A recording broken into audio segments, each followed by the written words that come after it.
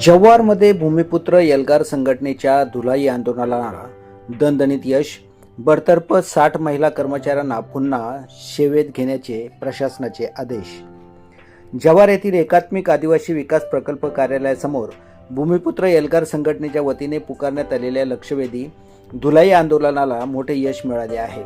तब्बल 7 तास चाललेल्या या अभूतपूर्व संघर्षानंतर प्रशासनाला नमते घ्यावे लागले असून अचानक कामावरून कमी केलेल्या सर्व स्थानिक महिला कर्मचाऱ्यांना पुन्हा कामावर रुजू करून घेण्याचा ऐतिहासिक निर्णय प्रशासनाने जाहीर केला आहे.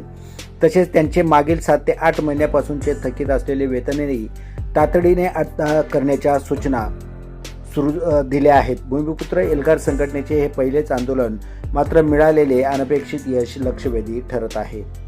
एकीकडे जव्हारमध्ये रणरणत्या उन्हात महिला कर्मचाऱ्या रस्त्यावर उतरल्या असताना दुसरीकडे या आंदोलनाची धग थेट मुंबईतील विधिमंडळात पोहोचली.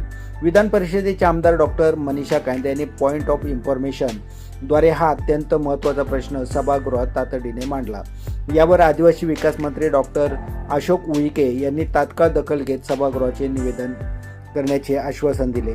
एकीकडे रस्त्यावरील जनन आंदोलन आणि दुसरीकडे विधिमंडळातून वाढलेला दबाव यामुळे प्रशासन खडबडून जागे झाले.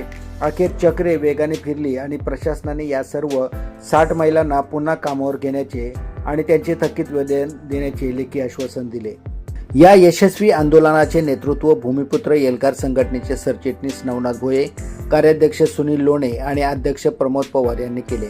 यावेळी गणेश माळी, रामा होला, स्वप्नील वाघ, विजय नडगे, मनोज पारधी, विकास धोडी, बाळाराम पाडोसा, मनोज धर्मावर, प्रसाद भालेराव, प्रमित उंबरसडा, दीपक पवार, स्वप्नील जाधव, विजय राऊत, भावेश पडेर, मकेलास पडेर, गोपाळ भगत, सुभाष कांबडी, राहुल पवार यासह सरिता जाधव, प्रमिला तर्फे, चित्रा वाघ, करुणा मुकणे आदी शेकडो महिला कार्यकर्ते उपस्थित होते.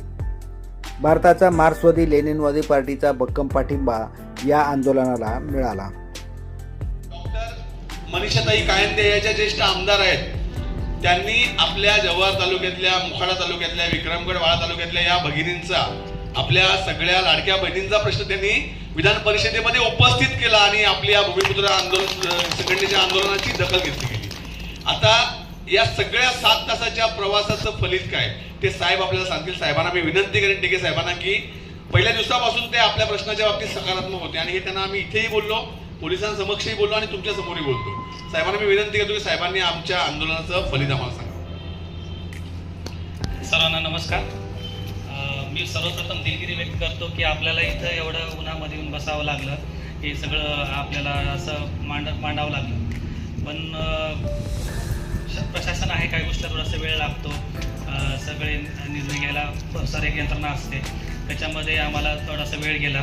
पण त्याचं फलित चांगलं निघालं आणि आम्हाला माननीय आयुक्तालय कार्यालयाकडनं मार्गदर्शन घेतल्यानंतर असं सांगितलं गेलं की आपल्या धुलाई ताईंना त्यांना कंटिन्यू करू द्या, शाळेवर परत जाऊ द्या.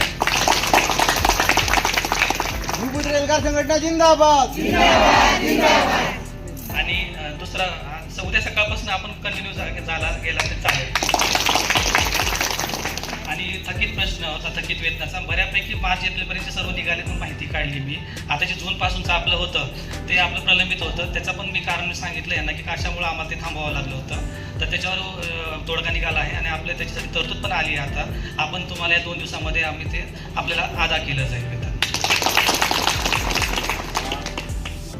धन्यवाद माननीय टिके साहेबांचं आणि यांच्या सगळ्या स्टाफचं. विशेषतः आज मॅडम आपल्याकडे नाही आहेत, पण मॅडम नसतानाही माननीय डॉक्टर अपूर्वा बासूर मॅडम इथे नसतानाही त्यांनी टिके साहेबांशी वारंवार फोनवर संवाद साधून त्यांनी या बाबतीत सकारात्मक चर्चा केली. साहेब बरोबर बोलतो मी, तर मॅडमचंही आपण जोरदार टाळ्या वाजून अभिनंदन करू. मॅडमना आमचा निरोप द्या साहेब. या सगळ्या प्रोसेसमध्ये सुरुवातीपासून आपल्या बरोबर कोण आहे लढायला मला सांगा. कोण आहे? ते सगळे, ते पोलीस दादा सगळे, यांचे साहेब असतील, साहेब आपल्या बरोबर आहेत, मुतलक साहेब येऊन गेले. या सगळ्या पोलीस मित्रांचं आपण यावेळेस जोरदार टाळ्या वाजून मनापासून आभार व्यक्त करू की आपल्याकडे थांबले.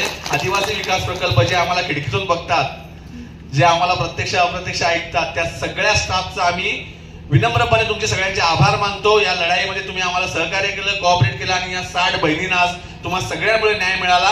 तुमच्या सगळ्यांच्या मनापासून आभार मानतो आणि आजचं आंदोलन इथे थांबलं असं मी जाहीर करतो. आपल्या या सगळ्या बातमीला, आंदोलनाला, आपल्या पाठपुराव्याला पत्रकार महोदयांनी जो पाठिंबा दिला आणि आपल्या सगळ्या वृत्तपत्राने बातम्यांची दखल घेतली त्या पत्रकार महोदयांचा आभार, सगळ्या मित्रांचा मी आभार मानतो.